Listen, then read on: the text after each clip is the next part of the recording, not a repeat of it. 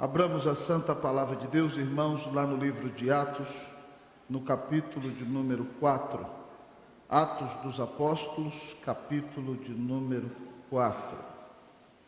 Atos dos Apóstolos, capítulo de número 4. Eu convido toda a igreja a que se coloque de pé, para que façamos a leitura da santa palavra de Deus. Atos, capítulo 4. Farei a leitura a partir do versículo de número 23, irmãos. Assim diz a palavra do Senhor. Uma vez soltos, procuraram os irmãos e lhes contaram quantas coisas lhes haviam dito os principais sacerdotes e anciãos. Ouvindo isto, unânimes, levantaram a voz a Deus e disseram: Tu, soberano Senhor, que fizeste o céu, a terra, o mar e tudo que neles há, que disseste por intermédio do Espírito Santo, por boca de Davi nosso pai, teu servo, por que se enfureceram os gentios e os povos imaginaram coisas vãs? Levantaram-se os reis da terra e as autoridades ajuntaram-se a uma contra o Senhor e contra o seu ungido, porque verdadeiramente se ajuntaram nesta cidade contra o teu santo servo Jesus, o qual ungiste Herodes e Pôncio Pilatos, com gentios e gente de Israel, para fazerem tudo o que a tua mão e o teu propósito predeterminaram. Agora, Senhor, olha para as suas ameaças e concede aos teus servos que anunciem com toda a intrepidez a tua palavra, enquanto estendes a mão para fazer curas, sinais e prodígios por intermédio do nome do teu santo servo Jesus. Todos vocês comigo, versículo 31. Tendo eles orado, tremeu o lugar onde estavam reunidos. Todos ficaram cheios do Espírito Santo e com intrepidez anunciavam a palavra de Deus. Oremos. Eterno Senhor, te bendizemos por tua santa e excelsa palavra. Deus, nós, ó Pai, nos humilhamos diante da tua santa palavra, porque ela é a revelação do Senhor para a nossa vida. Por meio delas por meio delas, das Escrituras, iluminas o nosso caminho e nos conduzes a ti, ó Deus, pela fé em Cristo Jesus. Então, Senhor, tu que estás e te revelas no livro, levanta-te e fala com tua noiva nesta noite, ó Deus, para a glória e honra do teu santo nome. Que Cristo, que caminha no meio dos 7 candeeiros de ouro, caminhe aqui na unida nessa noite. E que o Senhor nos ensine a orar do jeito que o Senhor quer que nós oremos, para que vivamos tempos de refrigério, de revitalização, de restauração na tua santa e excelsa presença. Abençoa teu povo que aqui está e fala a nossa alma. É o que eu te peço em nome de Cristo Jesus. Amém. A igreja pode sentar-se, irmãos.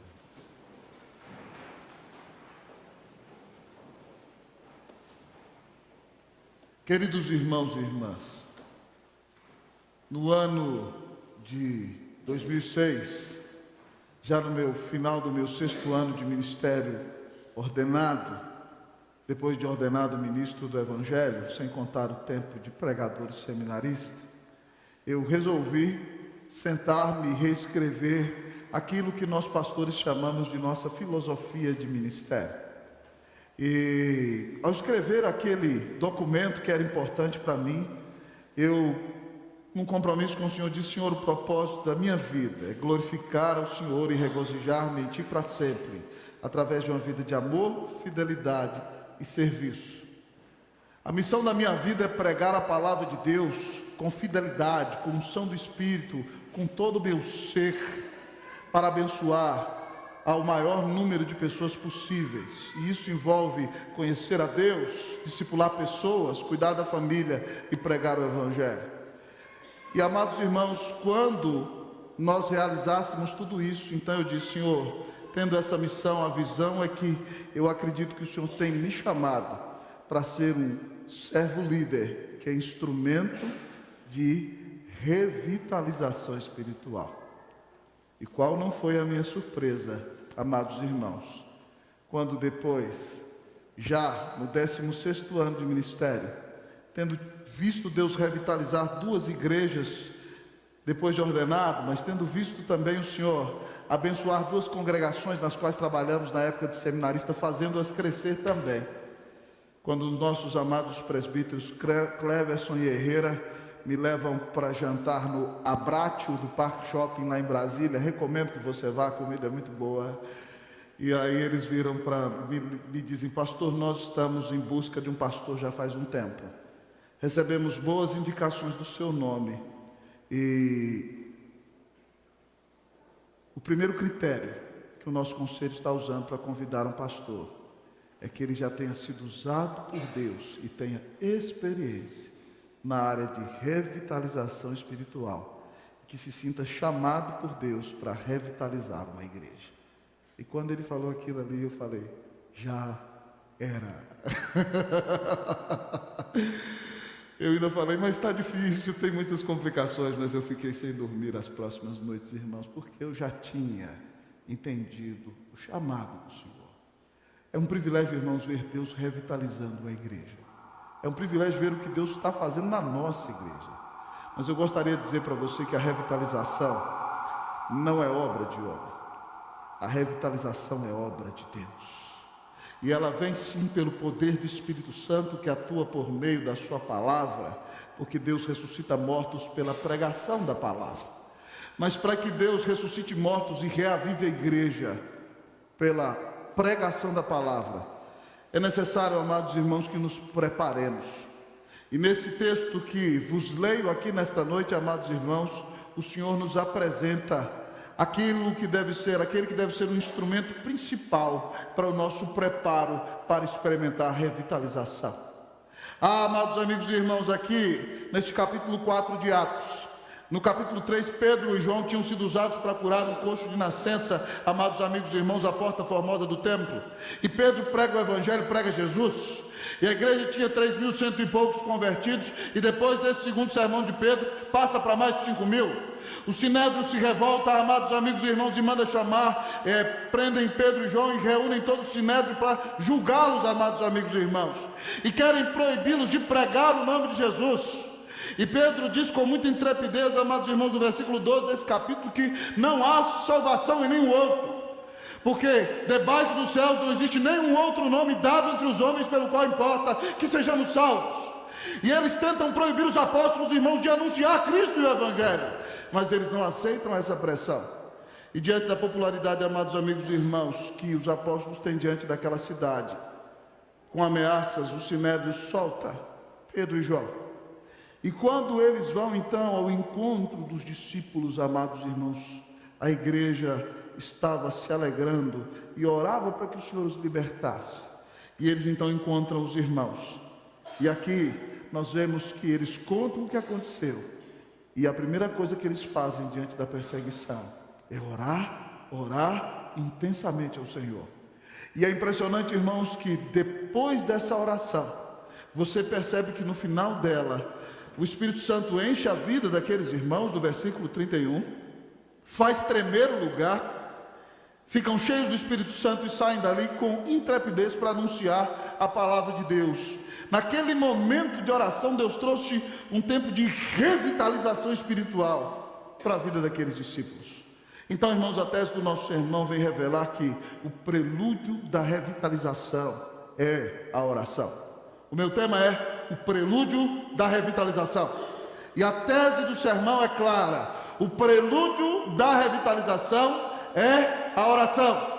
Se nós aqui na Igreja Unida queremos colher os frutos de uma abençoada revitalização espiritual, de uma verdadeira reforma bíblica à luz das Escrituras, nós temos que, sinceramente, amados amigos e irmãos, ter um sério e intencional compromisso de buscarmos a presença de Deus em oração.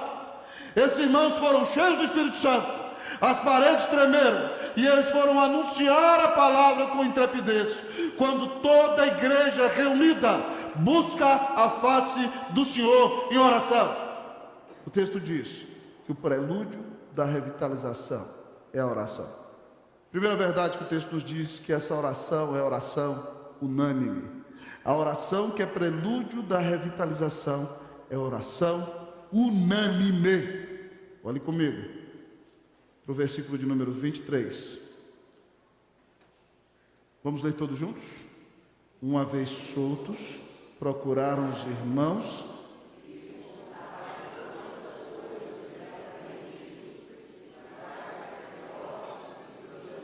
O início do versículo 24 diz assim: ouvindo isto, unânimes levantaram a voz a Deus e disseram, unânimes.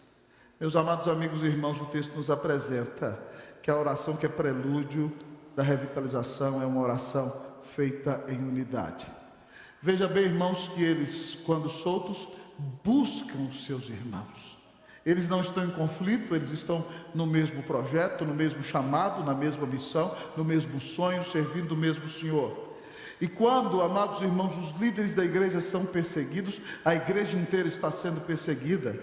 E Pedro e João soltos, diz o texto, procuram os irmãos e compartilham com eles a perseguição, as angústias e tudo que os principais sacerdotes tinham dito.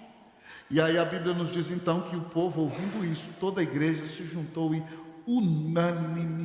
unânimes levantaram a voz a Deus. Unânimes. A igreja tem unanimidade em oração. Tem se dito, amados irmãos, que unanimidade é burra. E muitas vezes nós ouvimos essa frase repetida em nossas igrejas, em nossas reuniões, sem refletir, amado irmão, no que ela de fato diz. Se nós estamos dizendo que unanimidade é burra, então nós estamos dizendo que a oração da igreja é burra. O texto diz que eles oraram unânimes. O que significa isso, amado irmão? Quando nós somos unânimes no compromisso com o Senhor Jesus, no compromisso com a sua palavra, na edificação da igreja de Cristo Jesus, na exaltação do nome do Senhor, na pregação do Evangelho, a unanimidade é uma bênção, amados irmãos.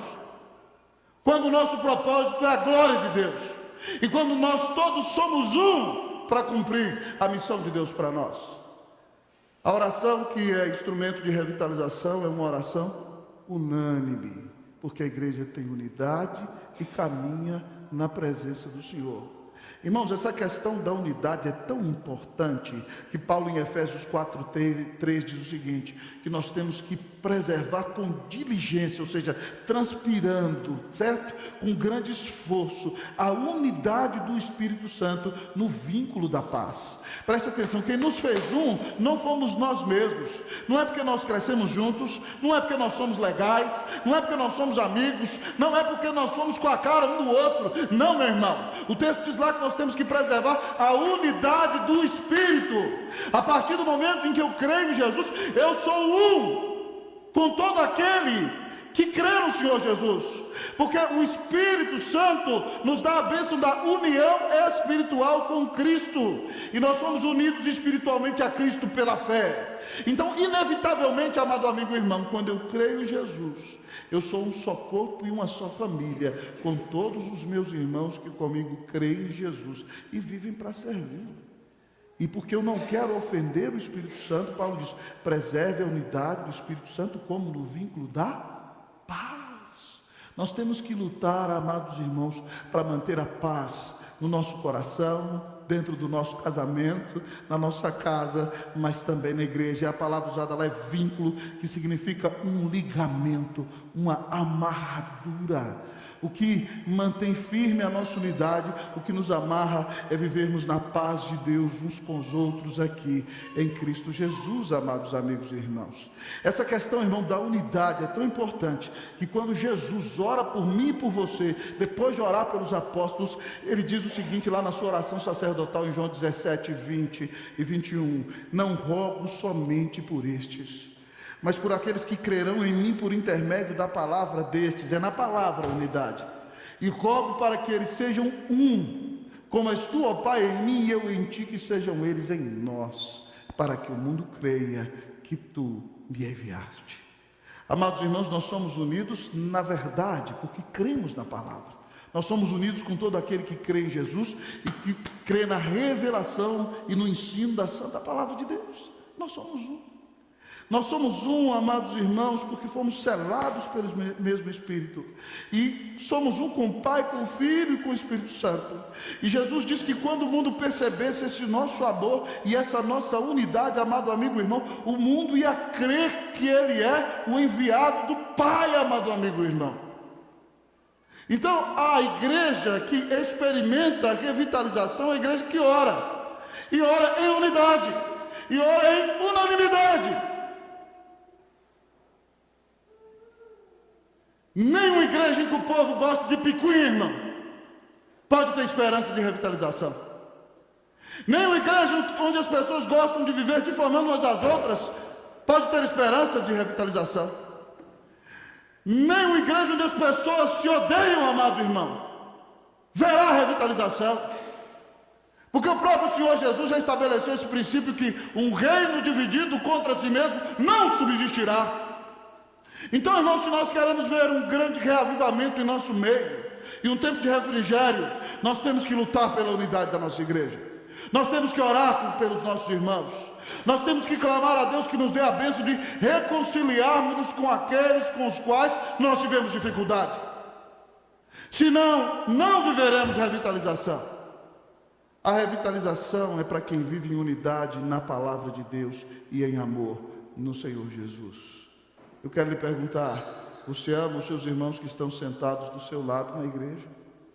Você luta para preservar a unidade do Espírito Santo no vínculo da paz?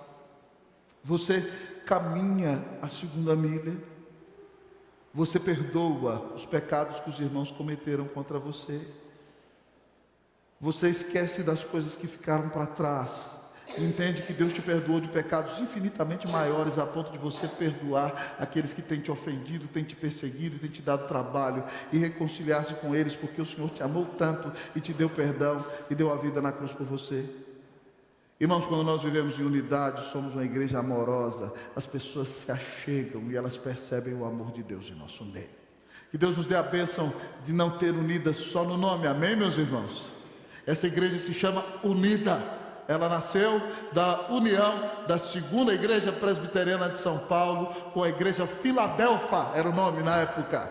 E aí, amados irmãos, ela nasce em unidade. E a vocação da nossa igreja é ser uma igreja unida, porque nós estamos unidos espiritualmente a Cristo, estamos unidos em amor. Então, meu irmão, que você seja misericordioso, que você seja compassivo, que você seja perdoador, que você caminhe a segunda milha, que você interceda por aqueles que te maltratam e que você seja um instrumento para a edificação, para a transformação, para a restauração e para o perdão. Se você acredita no Evangelho, essas coisas têm que se materializar na sua vida.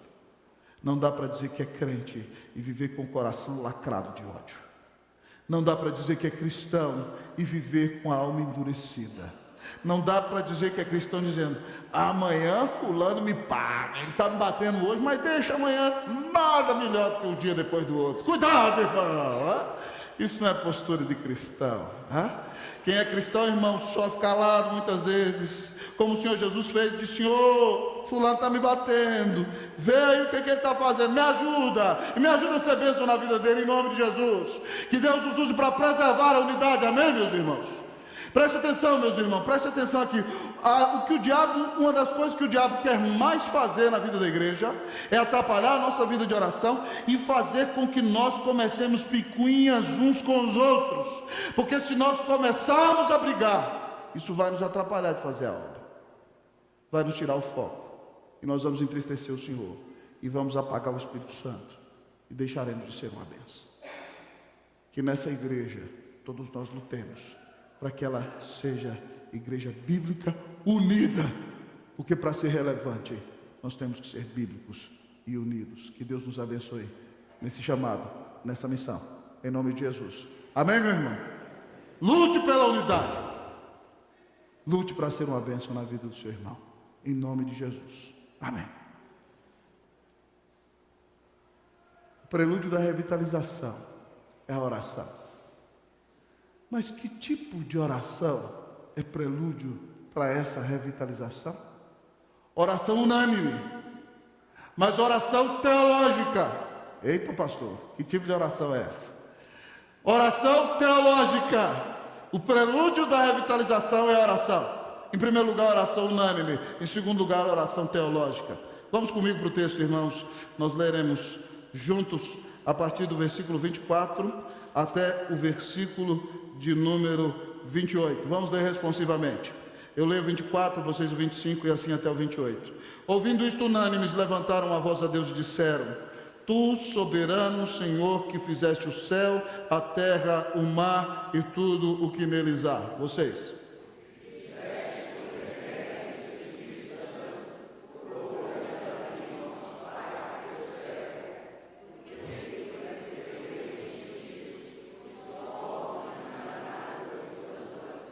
Levantaram-se os reis da terra e as autoridades ajuntaram-se a uma contra o Senhor e contra o seu ungido.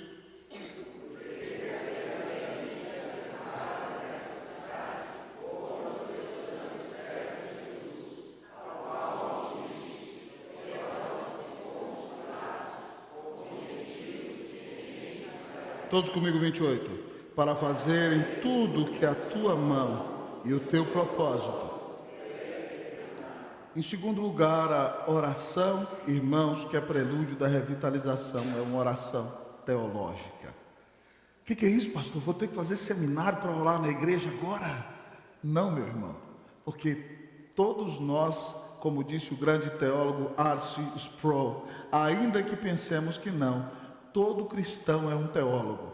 A partir do momento em que você reflete sobre a sua fé, à luz das Sagradas Escrituras, você está fazendo teologia. À medida em que você interpreta o texto, você está aprendendo a teologia da palavra de Deus. Mas que classe de oração teológica é essa? É a oração que reconhece quem é o Senhor. Olha como eles oram, eles dizem para Deus: Tu, soberano Senhor.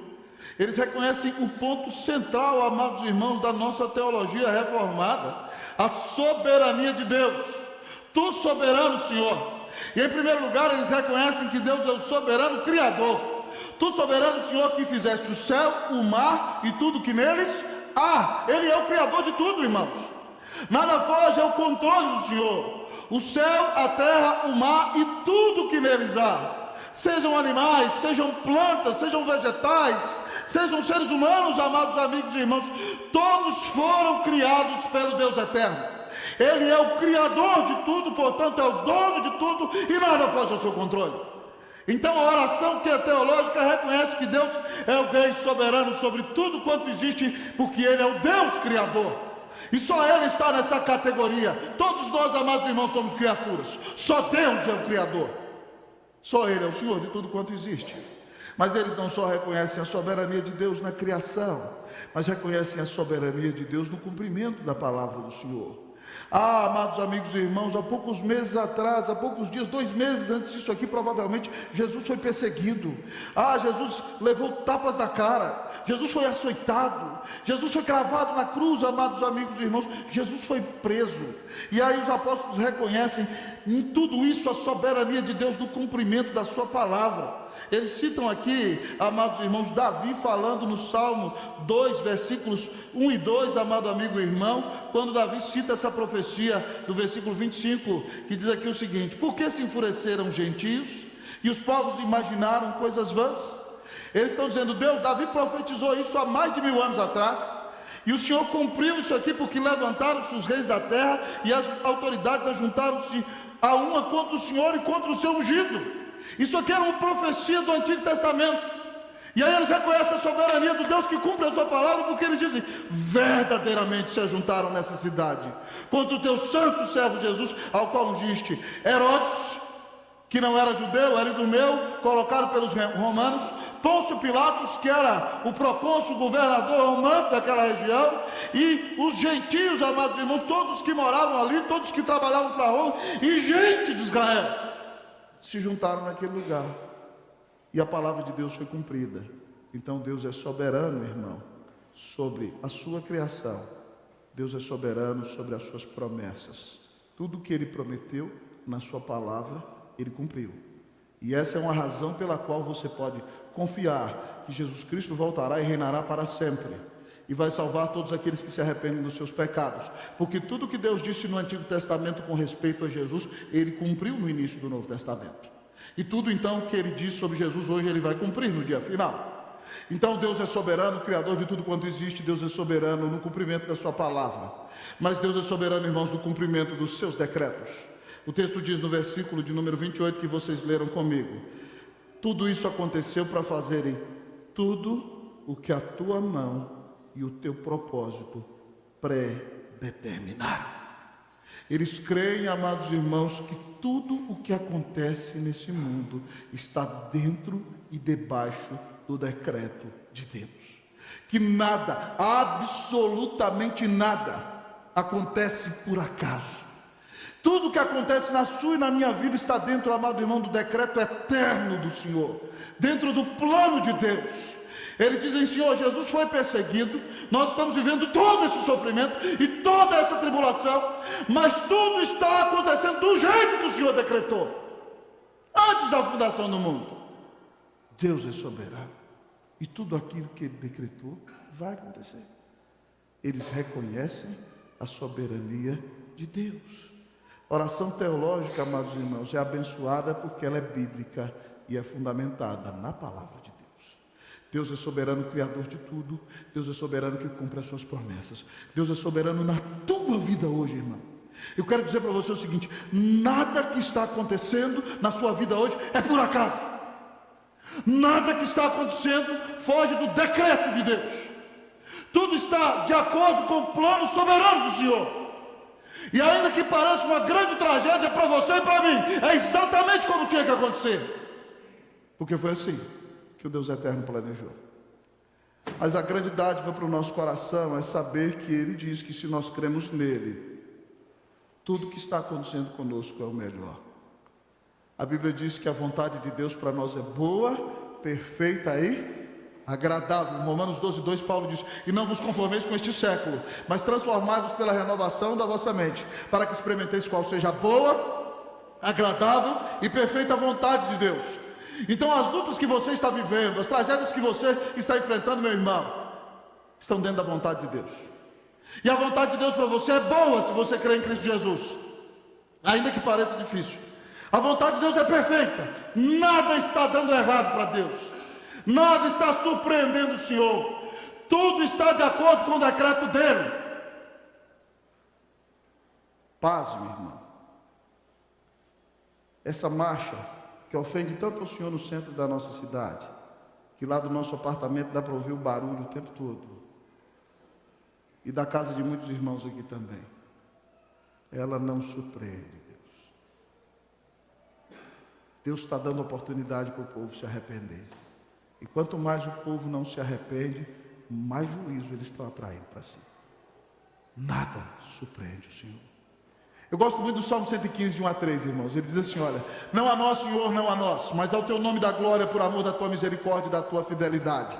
Porque diriam as nações: onde está o Deus deles? Nos céus está o nosso Deus, e tudo faz como lhe agrada. Mateus, nada na sua vida foge do controle do Senhor.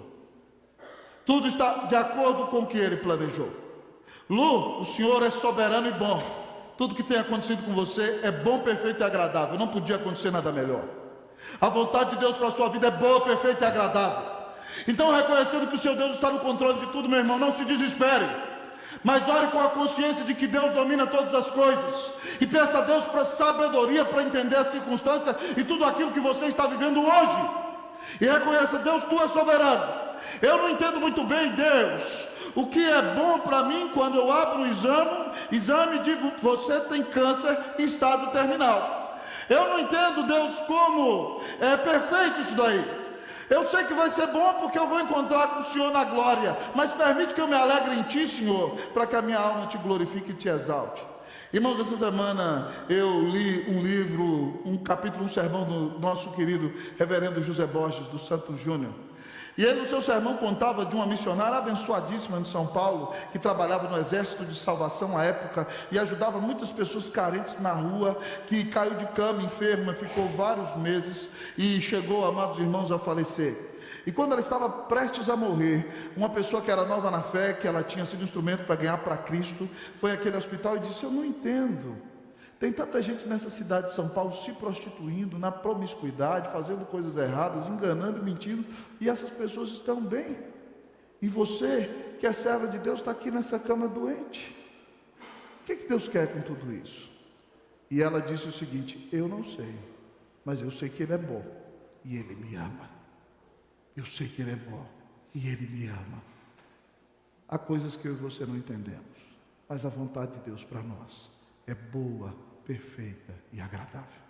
Sabemos que todas as coisas cooperam para o bem daqueles que amam a Deus, daqueles que são chamados segundo o seu propósito. Portanto, meu irmão, não se desespere, não arranque os seus cabelos, se você ainda os tem, porque eu nem tenho para arrancar mais, certo? Mas descanse no Senhor, confie no Senhor, ore reconhecendo a soberania de Deus e saiba que Ele te ama. Ele disse: nunca te deixarei, jamais te abandonarei. O Senhor Jesus disse: eu vou estar com você todos os dias até a consumação dos séculos. Então confie nesse Senhor e permaneça firme, porque o seu Senhor é dono de todas as coisas e Ele realiza a vontade dEle. O prelúdio da revitalização é a oração. Oração, sim, teológica.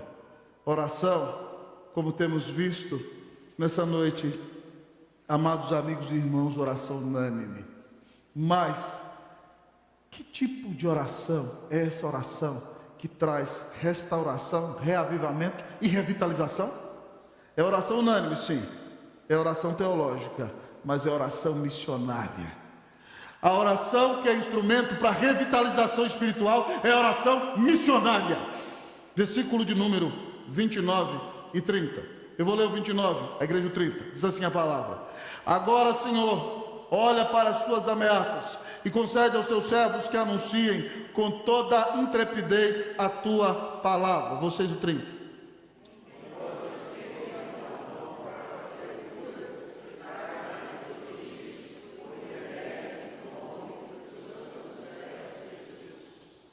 Irmãos, esses discípulos oram. Eles estão sendo perseguidos, irmãos. Alguns deles serão jogados na cadeia. Os pastores da igreja ficaram presos 2 dias. Alguns deles serão assassinados. Quando Estevão, amados irmãos, é apedrejado aos pés de Paulo, há uma grande perseguição, a igreja se espalha, amados amigos e irmãos. Cristãos são lançados na cadeia, perdem seus empregos, são espoliados. O momento é difícil, a questão não é fácil.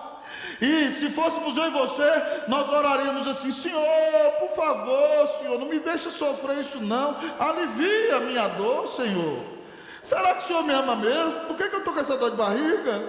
Por que eu estou com essa dor de cabeça, Jesus? Ah não, Jesus, qualquer coisa o Senhor pode pedir, mas meu emprego não, Senhor. Tenho 3 meninos para cuidar, Senhor, a situação é complicada, não posso perder emprego. A oração deles não é egoísta, irmãos. Eles querem cumprir o chamado. Eles dizem 3 coisas para o Senhor na oração. Em primeiro lugar, eles falam: Senhor, esse povo está batendo na gente aí. Eles não fazem assim: Senhor, acaba com eles, arrebenta com eles. Se fosse você, ia orar assim, não é verdade?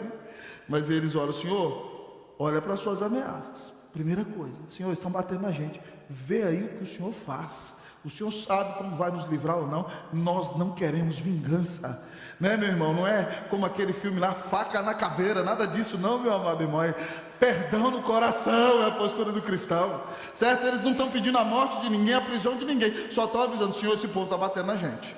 Eles compartilham com o Senhor a dor deles. Mas segundo lugar, irmãos, eles pedem coragem e intrepidez para cumprir a missão.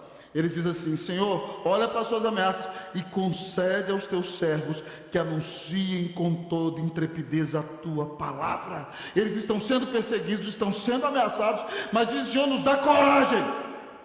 Nós não podemos ter medo das ameaças. Nós temos que nos manter firmes. Nós temos que ser uma bênção. Nós temos que pregar o evangelho. E para ser uma bênção num tempo de perseguição, num tempo de crise, nós precisamos ser homens e mulheres corajosos, amados amigos e irmãos. E é isso que a igreja pede: dá-nos intrepidez para anunciar a tua palavra. E a terceira coisa que eles pedem, amados irmãos, mas o foco está na coragem. Eles dizem: enquanto o Senhor continua a fazer os prodígios e sinais por intermédio do nome do teu santo servo Jesus. Deus, se o Senhor quiser fazer milagre, se o Senhor quiser curar, isso é coisa do Senhor. Em outras palavras, irmãos, como se aplica a nossa aqui hoje? Converter pessoas é coisa do Senhor. Quando o Senhor quiser salvar, ressuscitar na alma, curar no coração, restaurar, isso é coisa do Senhor. Deus continua fazendo a sua parte, para a tua glória, Senhor. O que nós não podemos fazer, o Senhor faz. Mas quanto a nós, Senhor, dá-nos coragem, dá-nos audácia, dá-nos intrepidez, dá-nos força, dá-nos vitalidade para pregarmos a tua palavra. Você ora assim, meu irmão, no dia da dificuldade? É uma oração missionária. É a oração de alguém que quer lutar e entregar a sua vida, se necessário for, para pregar o Evangelho, para cumprir a missão, para fazer a obra do Senhor Jesus. Irmãos, é impressionante, o próprio capítulo fala sobre isso. Os sacerdotes reúnem e proíbem Pedro e João de pregar. E no versículo de número 19, Pedro diz o seguinte a eles: julgai se é justo obedecer a Deus ou aos homens. Ele diz aqui, e aí diz: pois nós não podemos deixar de falar das coisas que vimos ou ouvimos. O povo de Deus, irmãos, tem que ser um povo corajoso. O povo de Deus não pode ser um povo amedrontado. O povo de Deus tem um Deus soberano, eles já sabem disso. O povo de Deus tem um Deus que os ama e deu seu Filho na cruz para pagar o preço dos nossos pecados. Então preste atenção, o seu Senhor é o dono de tudo, Ele tem toda a autoridade no céu e na terra. Ninguém é maior do que Ele. O próprio diabo é criatura do seu Deus. E nada acontece com você fora da vontade de Deus. Esse Deus é soberano e Ele te ama, Ele te carrega no colo, deu Jesus por você. Então, se você entende que o seu Deus é o dono de tudo e que Ele te ama imensamente, a ponto do Filho dele morrer numa cruz no seu lugar para pagar os seus pecados, como é que você vai ser amedrontado? Como é que a vitimização vai ser um estilo de vida para você? Como é que você vai dizer: ai, pobrezinho de mim, eu sou tão pequenininho, não tenho condição, não sei te falar de Jesus para ninguém. Para com isso, para com essa lamúria, em nome de Jesus. Você é mais do que vencedor, você é amado antes da fundação do mundo, você é preservado por Deus, você tem um lugar garantido nos céus, o Senhor está com você. Então você não tem que viver se lamuriando, meu irmão. Você tem que se levantar e ser uma bênção para a glória e honra do nome de Jesus. Quando Josué, irmãos, está entrando na terra prometida, está um pouco amedrontado, porque substituir Moisés não é brincadeira. Moisés ficou 40 anos levando 2 milhões de pessoas no deserto, irmãos, entre 2 a 3 milhões de pessoas. Um dos maiores estadistas da história da humanidade, um dos maiores pastores da história das Escrituras. E Josué, mesmo tendo estado ao lado de Moisés, sendo preparado por ele durante 40 anos, treme. E amados amigos e irmãos, ele tem 80 anos quando assume a liderança do povo, está amedrontado, e o Senhor diz a ele em Josué 1:9: não te mandei eu? Ser forte e corajoso, não temas e nem te espantes, porque o Senhor teu Deus é contigo por onde quer que andares. Não tenha medo, seja forte, seja corajoso, levante-se. Jesus te ama, Ele cuida de você. Você não precisa ter medo de pregar para as pessoas. Sabe por quê? Porque se você pregar o Evangelho para alguém, o máximo que você pode receber é um não, ou um tapa na cara.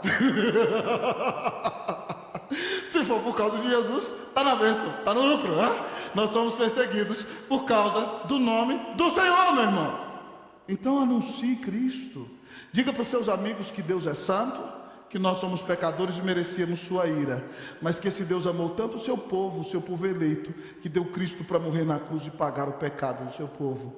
E diga para o seu amigo que se ele se arrepender dos seus pecados e crer que Jesus Cristo é o Filho de Deus, crer que Ele é o único mediador entre Deus e os homens, como Ele mesmo disse: eu sou o caminho único, a verdade e a vida, ninguém vem ao Pai senão por mim. Todo aquele que crê que Jesus é o Senhor da sua vida, seu Salvador, será perdoado, será restaurado, será lavado, será justificado, se tornará habitação do Espírito Santo. Já tem seu lugar garantido nos céus e viverá nessa vida com Jesus. Anuncie o Evangelho, não se envergonhe do Senhor. O Senhor não se envergonhou de você na cruz. Seja corajoso, seja uma bênção, levante-se em nome de Jesus. Um dos textos que mais me anima, amados irmãos, quando eu estou entristecido, cansado ou gemendo no meio da luta, é Atos 23:11. Quando Paulo, depois de muitos anos de ministério, o presbítero Paulo Sérgio, volta a Jerusalém. E então, amados amigos e irmãos, os judeus de Éfeso se levantam e falam uma mentira dizendo que Paulo colocou gentios no templo. E os judeus então começam a espancá-lo em praça pública, até que chega o capitão, que era o líder da fortaleza, e leva Paulo. E Paulo então se levanta, e eles achavam que Paulo só falava grego e latim, e Paulo faz uma grande pregação, onde conta sua conversão em hebraico, amados amigos e irmãos. E então, quando Paulo prega Jesus, o povo se revolta, e colocam Paulo na cadeia. E aí 40 judeus fazem uma conspirata dizendo: nós não vamos comer. Eles fazem um voto, ou eles quebraram o voto, ou eles morreram de fome, irmãos, porque nós não vamos comer enquanto nós não matarmos Paulo. O comandante fica sabendo disso, tira Paulo de Jerusalém e leva para Cesareia. Mas naquela noite, irmão, no meio de tanta crise, onde parecia que a morte já tinha chegado, onde parecia que tudo acabou para a vida do apóstolo, aparece do lado dele na prisão. Que visita maravilhosa! O próprio Senhor Jesus. E em Atos 23:11, Jesus, a Bíblia diz que o Senhor se colocou ao lado dele. Ele disse: coragem, Paulo, porque do mesmo modo que deste testemunho de mim em Jerusalém, também é necessário que o faças em Roma. Ah, amados irmãos, nós temos a presença do Senhor, nós temos o encorajamento do Senhor, nós temos a missão do Senhor. Como seremos tímidos? Como viveremos amedrontados?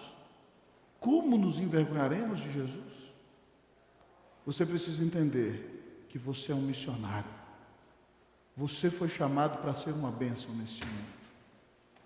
Deus não te chamou só para esquentar os bancos da Unida. Você veio aqui sim para ser alimentado e animado, mas quando sair dessa porta, tenha coragem de fazer a diferença para a glória e honra do nome de Jesus. Quando você vir alguém triste lá no seu trabalho, se aproxime dessa pessoa e diga: eu sou um cristão, posso fazer uma oração por você? Não, eu não quero oração de cristão. Tudo bem, meu irmão, foi por causa de Jesus. Existe alguma coisa que eu possa fazer por você? Posso te ajudar de alguma maneira? Se ofereça, faça a diferença. Irmãos, eu tive uma irmã que foi minha ovelha lá em Santiago do Chile, Liliana Dias. Liliana Dias, ela dizia: pastor, eu tenho muita dificuldade de pregar. Eu não sei falar direito, eu consigo falar que Jesus morreu na cruz e me salvou, mas eu tenho dificuldade de falar, eu não consigo. Mas tem uma coisa que eu gosto de fazer, reverendo, eu gosto de orar. E eu quero contar para o senhor algo que eu ando fazendo. Eu pego o ônibus aqui em Las Condes e desço pela Avenida Alameda Libertador Bernardo O'Higgins até chegar na Biblioteca Nacional. Chileno é tímido, irmão, não é aberto que nem brasileiro que encontra uma pessoa e vai abrindo o coração e contando a vida inteira. Chileno é fechado. Cristian sabe disso, não é verdade? Ela disse: pastor, eu olho no ônibus, vejo alguém que está triste, e eu me aproximo daquela pessoa e falo assim: posso orar por você? E geralmente a pessoa me deixa orar, pastor. E quando eu termino de orar, a pessoa está chorando e pergunta qual é a minha igreja, diz que quer fazer uma visita. Eu falei: continua, minha irmã, continua, em nome de Jesus. Cada um abençoa do jeito que pode, do jeito que dá. O que você não pode é ficar sem abençoar. Então, como é que você vai abençoar? Como é que você vai fazer a diferença? Que Deus te use para ser uma bênção nessa cidade, na sua casa, no seu trabalho, nesse país, em nome de Jesus, para a glória de Jesus. Amém, meu irmão? A Bíblia diz que o prelúdio da revitalização é a oração, unânime, teológica e missionária. Quando esse povo acabou de orar, irmãos, nós já estamos no final. A Bíblia diz que eles oraram, tremeu o lugar onde eles estavam reunidos. Todos ficaram cheios do Espírito Santo e com intrepidez anunciavam a palavra de Deus. Não quero que as paredes da Unida tremam não, tá bom? Mas quero que as paredes do seu coração tremam em nome de Jesus. Naquele dia Deus deixou tremer a terra, tremer a casa. Mas o meu e o seu coração, depois de uma pregação como essa, não pode ficar duro do jeito que estava. Tem que tremer, amado amigo e irmão. E olha para você ver como Deus responde à oração. Naquele momento eles foram revitalizados. O Espírito Santo de Deus encheu a vida deles. E vocês lembram que eles pediram? Eles não pediram tranquilidade, eles não pediram falta de perseguição, eles não pediram dinheiro, eles pediram coragem. E o texto diz que os Espíritos Santos encheu e com intrepidez anunciavam a palavra de Deus. Que Deus nos dê uma grande revitalização na Unida.